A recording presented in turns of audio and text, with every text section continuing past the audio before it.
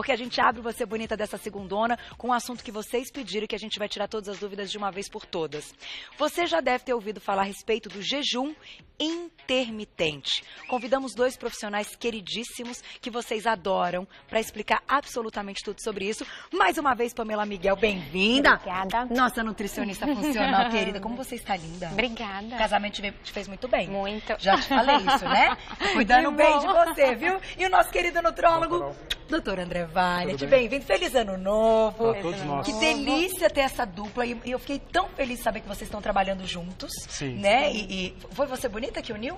Foi o acaso e depois acho que a gente, quando nós nos encontramos, aí eu falei, você bonita, e aí foi o útil, agradável. Olha que legal! E se encontraram e tem um trabalho muito bacana, vocês já viram pautas deles separados e hoje eles estão juntos pra gente tirar todas as dúvidas a respeito do jejum intermitente. Eu vou começar, a gente dividiu entre nutricionista e nutrólogo pra vocês entenderem a parte médica da história, a parte hormonal e as mudanças, e a parte da alimentação, porque ficar em jejum significa ficar sem comer, mas peraí, pro resto da vida, como? O que comer depois do jejum intermitente? Por isso que a Pamela também tá aqui.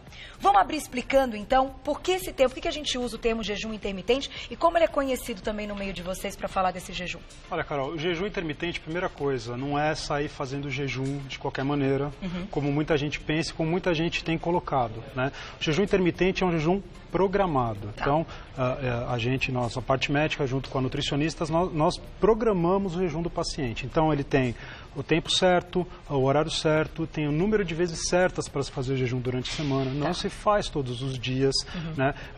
E esse jejum, qual que é o intuito dele? É promover mudanças metabólicas e hormonais no paciente, principalmente hoje para quem quer perder gordura, ou quer manter a massa magra, ou às vezes quer até ganhar uma massa magra, quer mudar os hábitos. Então, entender que o jejum intermitente, vamos esquecer esse negócio de modinha. Não é uma modinha, até porque ele já é feito há muito tempo. Né? Eu não gosto muito dessas coisas denominações de dieta da moda, coisas da moda. Eu acho que são estilos de vida, são mudanças que a gente tem que fazer. E o jejum, ele pode ser encaixado em alguns estilos de alimentação. Mas a minha pergunta inicial até porque a gente está falando para um Brasilzão, depois nós estamos na internet, quem está fora também está assistindo Você Bonita, graças a Deus a gente tem recebido muitas mensagens do pessoal que mora fora do Brasil. É para todo mundo? Todo mundo pode fazer, desde que faça com orientação, ou sempre vai ter um público que mesmo que tenha orientação, não vai dar certo? Sempre vai ter alguém que não vai dar certo. Então, primeira coisa, não é para todo mundo. É para quem já tem uma mudança de hábito alimentar, a Pamela vai falar depois, quem já diminuiu a quantidade de carboidratos simples da dieta, já tem uma regra na sua alimentação muito bem definida. O jejum entra como uma estratégia complementar dentro de um plano alimentar geral. Não é o início da dieta. Não é o início da dieta. Então, assim, eu vou resolver fazer uma dieta, eu quero começar a perder peso, vou sair fazendo jejum. Não, porque você, sim, pode passar mal, você pode ter hipoglicemia, você pode ter disfunções hormonais. Então, tem que ser uma coisa programada junto ao profissional e, geralmente, não se começa fazendo jejum. Então, se começa com mudanças de hábito e o jejum, ele é colocado nessas mudanças com uma estratégia complementar, uma estratégia suplementar para você conseguir atingir os objetivos. Agora, cuidado, não é para todo mundo. Então, gestantes... Nem pensar. Né? Pacientes muito idosos, pacientes diabéticos, tem pacientes que são insulino dependentes, então toma insulina. Então, tem pacientes que não têm a diabetes controlada, toma muito cuidado. Pensar. Né? Pacientes obesos, toma cuidado, pode fazer, claro que pode fazer, não tem problema algum. Crianças em fase de crescimento também não dá para fazer, tomar essa estratégia de jejum intermitente. Mas, de uma maneira geral, as pessoas podem colocar no seu dia a dia, o profissional pode orientar o paciente a fazer o jejum intermitente em determinados momentos da vida, até para ver o que acontece. Exatamente. E aí, o que nós vamos fazer? Por isso que eu pedi a participação do público de casa. Quem estiver assistindo a gente, estiver conectado aí, seguindo Você Bonita, @VocêBonitaTV, mande por direct aí um textinho, ou mesmo se você quiser mandar o seu telefone no direct, a gente te liga para você entrar ao vivo, dando um depoimento se você já passou pelo jejum intermitente. E você quer contar o que aconteceu com você. Se foi uma experiência bacana, qual era a expectativa que você tinha a respeito disso, qual foi o resultado depois desse jejum intermitente, que ao longo da pauta a gente vai colocar aí algumas perguntinhas e participações de vocês. Antes de mostrar aqui, a gente tem um cronograma muito legal falando da mudança hormonal. Vamos para a sua parte, que é uma parte importante. Você tem que preparar o paciente para fazer o jejum intermitente? Então, digamos assim, ele já está controlado, como o doutor André falou, já tem hábitos saudáveis, já pratica atividade física. Como que deve ser montado o dia dele alimentar se ele for fazer um jejum intermitente? Ótimo. Então, parte principal, o paciente já segue uma alimentação saudável. Vou pedir para você ficar aqui no meio. Qual que é o problema? O paciente que não tem uma alimentação saudável introduz o jejum e na alimentação pós-jejum ele faz uma alimentação errada. No jejum a gente tem, o doutor André vai falar depois, mas um controle de glicemia, da ação da insulina. Então, o paciente fez o jejum e depois as pessoas geralmente querem compensar. Aí come farinha branca, aí você tem um boom de glicose e muito estímulo de insulina. Você não vai contradizer o que você fez no jejum, então ele não vai ter resultado. E aí o jejum mal feito vai trazer os malefícios. Então se a pessoa ficar lá tantas horas, que a gente já vai especificar quantas seriam, e depois ela acorda e come um pão, ela perdeu todo o jejum intermitente. Exato. Então, a pessoa também que faz o jejum, ela tem que ter uma capacidade detoxificante do organismo muito boa, porque o jejum também vai otimizar o período do jejum, a capacidade do corpo fazer o detox.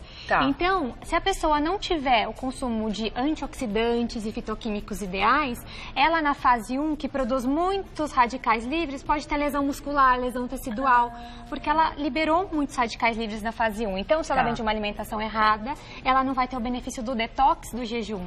Né? E na fase 2, a gente também precisa de vitamina E, vitamina C, da quercetina, de um pool de vitaminas e minerais, o complexo B, que se ela não tiver, ela não faz o detox também. Então, acaba prejudicando o funcionamento do organismo, ao invés do jejum ter o benefício. Vamos contar essas fases, então? Como é que é a fase 1? Até porque é importante, Carol, ressaltar assim, que não é só fazer o jejum ou não fazer, foi o que a Pamela falou agora.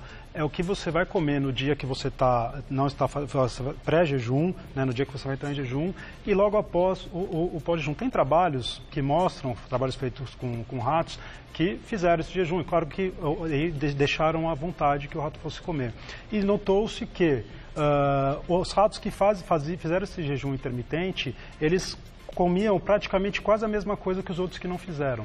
Então, está se estudando hoje centro de regulação da fome, centro de regulação da saciedade, né? Então, os hormônios, a grelina, a leptina, fora os outros hormônios que ela falou, da insulina, fora o glucagon, a glicemia. Então, mexe-se com um pool de hormônios. Então, fazer o jejum tem que tomar muito cuidado porque tem a fase pré e a fase pós-jejum. Então, prestar muita atenção. Realmente foi o que vocês estavam falando. Não é acabou o jejum, vou tomar o café da manhã, vou comer pão, tapioca, sei lá, alguma coisa com muito carboidrato. Por exemplo, qual é a hora que a gente deve começar? Vamos supor que tem que escolher um dia da semana, 3 vezes por semana. Como é que é o início dessa brincadeira aí, Pamela? Pode fazer de 1 até 3 dias na semana. De brincadeira não tem nada, eu tô brincando. Tem de 1 a 3 dias na semana. O limite são 3 dias. Eu utilizo 3 dias da semana. Você faz? Acho que é o suficiente. Não, para os pacientes. Não, pensei que você ia contar a sua experiência. E assim, eu acredito que seja uma estratégia boa. A gente depende muito da rotina do paciente também, de como ele vai reagir. Então, tem um paciente, no começo, gera um pouco mais de ansiedade, ficar em jejum, mas depois, o próprio controle da insulina vai levar o paciente a ter menos fome. E conseguir se adaptar. É uma adaptação do corpo. Geralmente, eu uso o período da noite, aproveitar as 8 horas de sono do paciente, porque ele fica sem se alimentar. São só 8 horas? Não, aproveitar as 8, né? Tem jejum de 12, tem jejum de 8, tem jejum de 12, tem jejum de 16, de 18. Eu utilizo mais o de 18 horas com os pacientes. Tem protocolo até demais, né? Tem protocolo até de 24, 36. 36. Eu acho que 24 já é o máximo para ser utilizado, né? E assim, o paciente, ele... Geralmente, eu recebo o paciente, eles falam, eu como alguma coisinha ali, umas 7 horas, depois acordo, eu não tomo café, que eu não tenho fome de manhã, vou só almoçar. A pessoa já faz um jejum e ela não sabe. Então, só que ela faz um jejum desregrado, por isso que ele não tem o benefício. Porque na hora que vai almoçar, come uma quantidade muito maior do que deveria. E pode beber água durante o período de jejum? Durante o jejum, isso que é importante. Então, a gente pode ter o consumo de água, de chás, mas sem adoçante, sem açúcar, até mesmo adoçante, porque tem alguns estudos que indicam que ele estimula a produção de insulina no pâncreas, até o adoçante. Então, nada, chá puro, sentir o sabor realmente do alimento, é essa a intenção. Você trouxe alguns exemplos de chá? Sim, eu trouxe chazinho. Vamos mostrar aqui, o que você trouxe hoje? Eu trouxe chá de oliveira Eu trouxe chá de camomila, que é legal para associar à noite, porque a pessoa tem que ter um período de sono bom também. Não adianta fazer o jejum e dormir mal, porque aí vão ter as oscilações hormonais que não vão contribuir. Eu trouxe o própolis, que é muito bacana para o sono e para fornecer fitoquímicos e essas substâncias antioxidantes que eu falei que são importantes. Sem açúcar. Sem açúcar. Tá. E o extrato do própolis aquoso ou alcoólico. O alcoólico você concentra mais compostos bioquímicos. Mas, por exemplo, gestante, que é criança, isso não no jejum, né? Mas o alcoólico, pessoas que têm alterações hepáticas não podem consumir. Mas quem puder consumir o alcoólico não tem problema. Olha que interessante. Ele não corta o jejum? Ele não corta o própolis e a gente pode manipular essas substâncias que eu falei, essas vitaminas que são importantes no processo detox. E até no processo de queima de gordura. Quando a gente faz o jejum, a gente estimula fatores genéticos que vão utilizar a gordura como fonte de energia. E esses antioxidantes vão ajudar nisso também. Então, a gente pode tanto manipular antioxidantes para o paciente e fornecer os chás. Água com limão também pode entrar. Não corta. O que não pode entrar no jejum é macronutriente, que a gente chama carboidrato, proteína e gordura. E gordura também Nenhum não dos pode. 3 pode entrar. Então, o máximo que vocês trabalham seria com 18 horas. Mas se a gente falar aí para um público que está começando, que queira tentar, e claro, fazer com orientação, que é o que está sendo feito desde o início, sendo falado, 16 horas, 12 horas já dão um resultado? Vamos colocar aqui o nosso primeiro... Fica aqui do meu lado, doutor André, até para o pessoal de casa entender os benefícios desse jejum intermitente. Quando você fala em equilíbrio hormonal, o que você quer dizer? Porque tem uma historinha, deixa eu contar a historinha, vocês vão me dizer se é mito ou verdade, tá? Que eu li a respeito e tal, até pensando nessa pauta já há algum tempo, que é o seguinte: no período das cavernas, o homem só saía para caçar quando ele tinha fome. Sim. E ele não caçava à noite, ele caçava de dia. Então, isso é meio... E ele tinha, digamos assim, é como se a gente quisesse deixar os nossos hormônios equilibrados, como naquela época, sem as facilidades de hoje que a gente tem, de abrir o pacotinho, de comer no meio da madrugada, de fazer o que a gente faz hoje. Então, o que acontece? A gente para de comer o horário que escurece, nós vamos para nossa caverna, e nós só vamos comer de novo quando está claro, sair da nossa caverna, nós vamos lá matar o bicho, demora ainda mais um pouquinho, então ele vai comer mais, depois de mais horas ainda. É mais ou menos isso? É mais ou menos não só a questão de horários, como a qualidade. Porque antes se comia a carne, se comia o fruto, se comia a raiz, que são nutrientes, carboidrato de melhor qualidade, uma boa proteína, uma boa gordura, e você tinha uma regulação hormonal muito maior. O homem era muito mais ativo fisicamente, então ele tinha que sair para caçar, ele gastava energia, então ele tinha essa necessidade. Hoje nós temos uma necessidade diferente, nós temos hoje...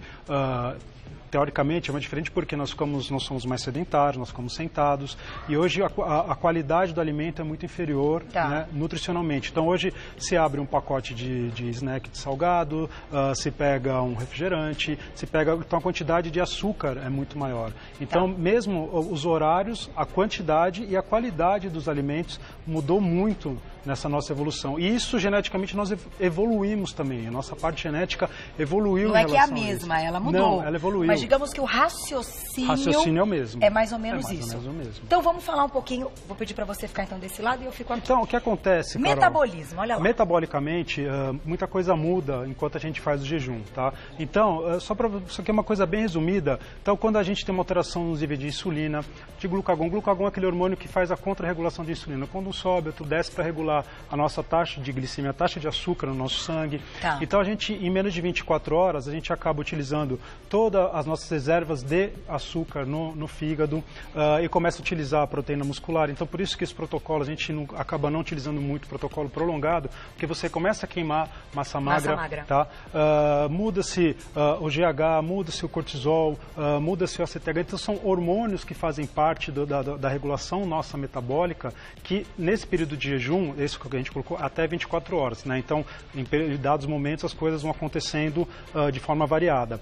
Então, nesse período de 24 horas, nós temos alterações hormonais que, se a gente conseguir regular o antes e o depois, conseguir equilibrar a nossa insulina bem e fizer um jejum no tempo certo, no momento certo, e conseguir depois colocar e não fazer picos de insulina e de glicemia, por exemplo. Então, a gente consegue regular no antes e no depois desse jejum, os picos hormonais, você vai ter muito mais benefício. Até porque queima mais gordura naturalmente. Porque o jejum intermitente, esse período de jejum, o que tem os estudos mostrado é que ele consegue diminuir os níveis de insulina, regular melhor o nível de glicose, e ele ativa algumas substâncias que elas promovem o gasto energético, a queima de gordura. Tá.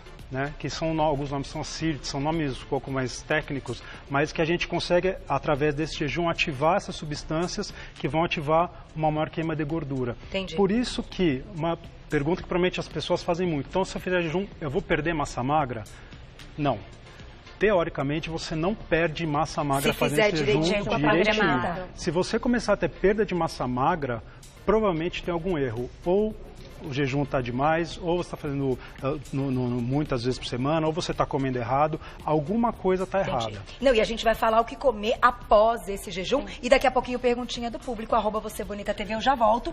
E eu tô sabendo que vai entrar alguém na linha para conversar com a gente. Legal. E vai contar aí a experiência do jejum intermitente. Seguinte, a Ju já tá na linha.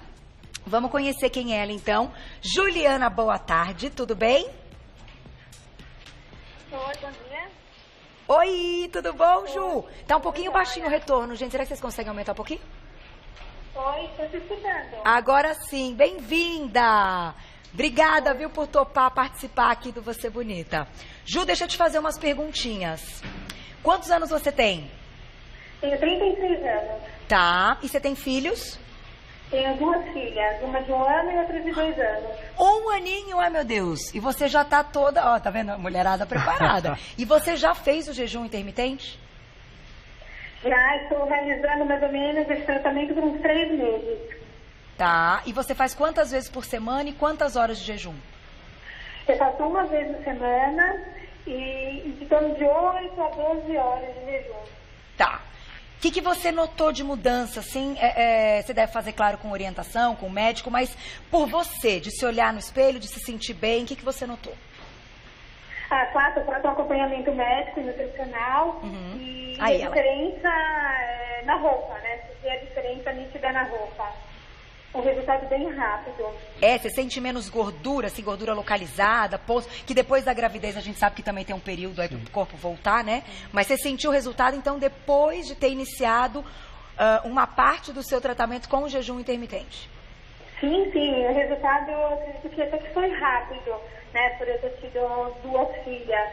E eu estou gostando bastante do resultado. Estou fazendo esse tratamento já há uns 3 meses. E junto, né, com acompanhamento, atividade física, e o resultado tá valendo a pena. Você faz atividade física, então?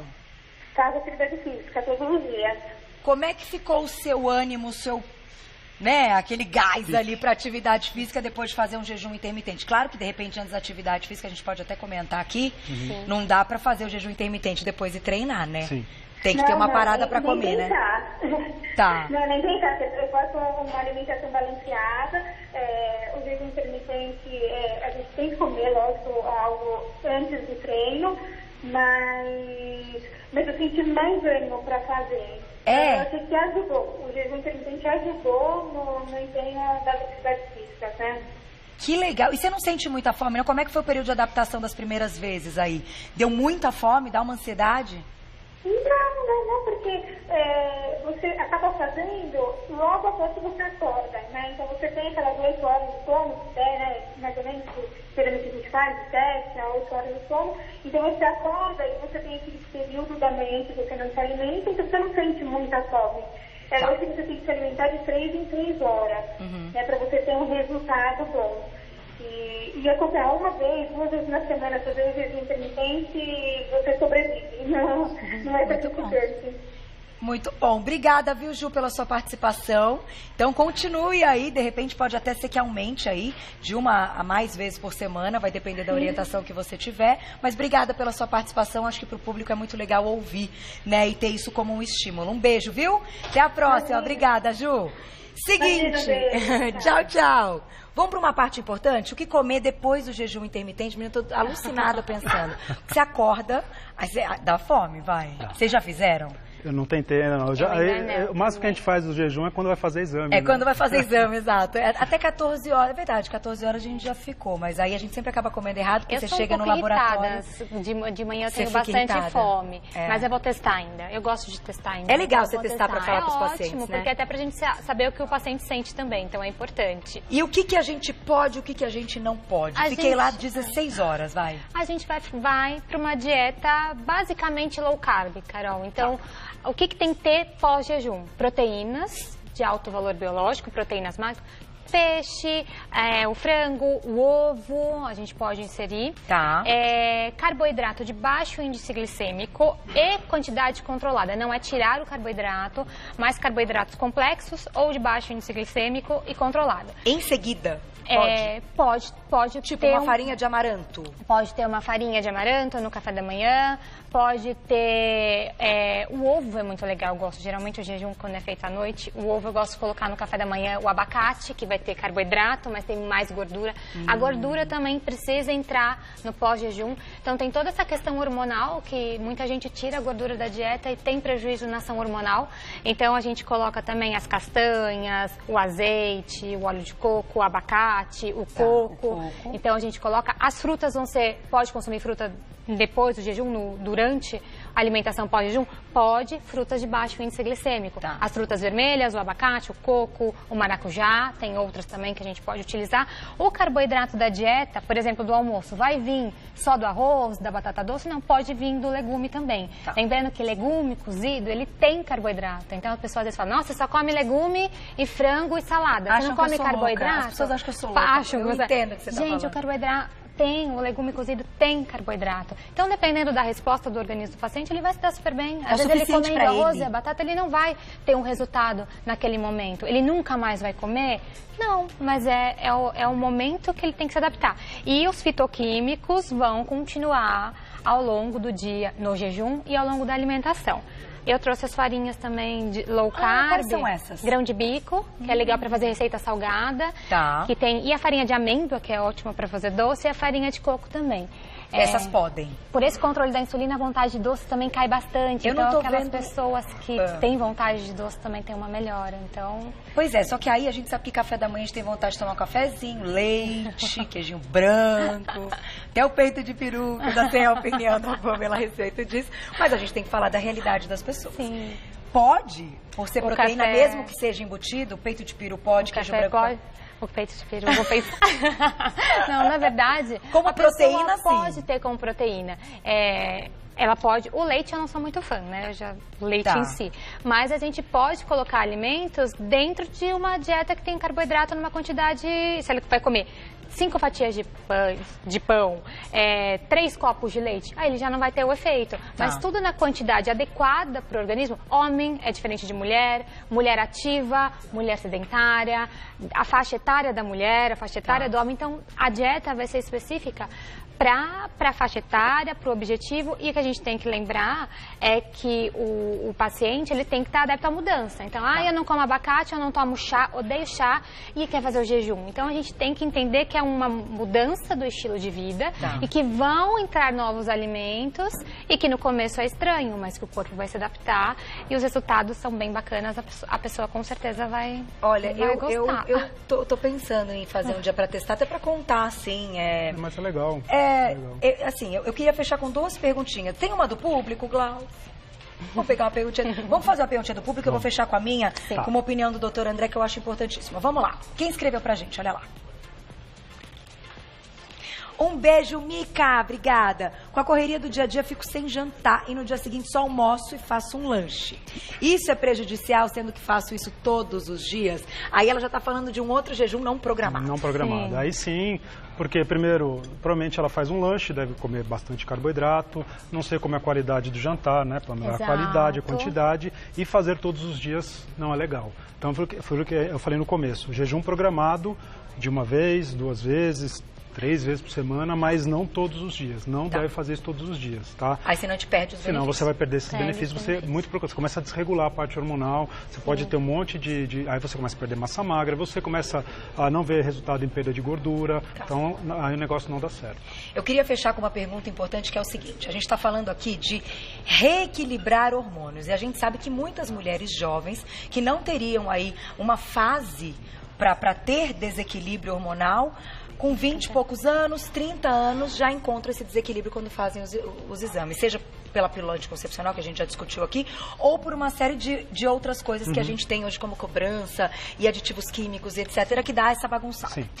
Agora, antes de fazer um jejum intermitente, você acha essencial que a pessoa passe por um check-up, faça todos os exames, e em seguida, mais ou menos, uns 3 meses, que é o tempo que a Juliana está fazendo, contou pra gente, ela refaça esses exames para ver se esses hormônios se reequilibraram naturalmente apenas por ter introduzido o jejum intermitente? Não digo que é importante, digo que é mandatório. É essencial. É essencial. Não se deve fazer nada sem ter controle, porque como que a gente vai concluir um tratamento se a gente não tiver um controle inicial? Eu tenho que ter uma ideia inicial, uma base daquilo que eu vou passar para o paciente, que a Pamela vai passar para o paciente, e o que vai chegar no final, o que vai ter mudado, o que vai ter de benefício. Que são em taxas hormonais. Taxas hormonais, taxas de composição corporal, então taxas glicêmicas, então tem um monte de parâmetro. Então o paciente tem que fazer exames, dose, a parte hormonal, tem exames de cunho genéticos que são legais de fazer, que são exames mais específicos para ver se o paciente tem uma propensão melhor a ter o ganho com esse jejum intermitente. Tem paciente que não vai ter benefício algum, tem paciente que vai fazer direitinho e não vai dar certo. Tá? E a culpa não é do jejum, a culpa não é da Nutri. É genético, é metabólico. A questão do fígado que a gente falou, que é importante, muita gente tem alteração no fígado. Hoje em dia é muito comum ter gordura, né, esteatose, e às vezes vai fazer o jejum e o jejum não tem efeito. Então piora a esteatose do paciente com o jejum. Então por isso que é bem importante ter o exame, saber Carol, não faça. realmente como está o seu corpo, como que está o funcionamento do organismo. Parabéns, negócios viram, com responsabilidade e tal, e a gente está falando para muita gente, eu tenho total noção e responsabilidade a respeito disso, então a gente só trouxe o assunto realmente quando a gente encontrou os profissionais que trabalham com isso, que têm isso como experiência em consultório mesmo e que lidam com isso, então procure um profissional que você confie e, de repente, quem sabe testar. Estava falando até com a Claudinha Wood hoje, que é a nossa chefe, a gente estava falando de respeito de hormônio e tudo mais, porque tem um detalhe todo nessa história. A gente sabe que hoje a gente tem a possibilidade de repor hormônios bioidênticos e tudo isso, né? E claro que isso também é um assunto polêmico que gera outros assuntos. Mas, se de repente, com essa mentalidade de homem das cavernas, etc., esse pensamento, essa historinha que a gente contou aqui, de fato, ajudar a regular esses hormônios, poxa, pode ser benefício para todo mundo, de repente uma vez na semana, para que a gente tenha mais o quê? Qualidade de vida. A gente não está falando só de emagrecimento e queima de gordura, não, Sim. né? Eu entendo aqui Sim. desse nosso papo que é qualidade de vida. Aumenta pique. Que coisa melhor que qualidade de vida? E não só mudar os hormônios, mudar tem uma coisa chamada de nutrigenética, nutrigenômica, que são coisas fantásticas que tá saindo muita coisa que a gente consegue mexer. A gente consegue mobilizar e melhorar em relação ao nosso DNA, nossa genética em relação à comida também. Olha que legal, que é coisa que a gente achava que era impossível. Exatamente, não é. Então tem muita coisa que vai além só de fazer o jejum ou não fazer. Então por isso que quando vai fazer, for tomar essa decisão, tem que ser embasado, tem que ser bem feita, senão não vai dar certo. Muito bom, e os exemplos estão todos aqui. Mandem, compartilhem isso lá nas nossas redes sociais, porque essa pauta é linda. É pra gente ter, noção, ideia, isso aqui é de verdade. Quem quiser saber mais, eu vou passar o Insta do queridíssimo Dr. André Weinert, André Nutrólogo, tudo junto, @André Nutrólogo, e da querida Pamela Miguel, que fica @Pamela Miguel Nutricionista. Você pode seguir os dois lá nas redes sociais e agora trabalhando juntos aí para passar um plano alimentar completo para todo mundo. E obrigada para quem mandou perguntinha, fiquem tranquilos, eles sempre respondem. Obrigada, Carol, viu? obrigado. Tudo de bom? Um ano lindo. Para todos nós. E o filhão. Ai, tá ótimo.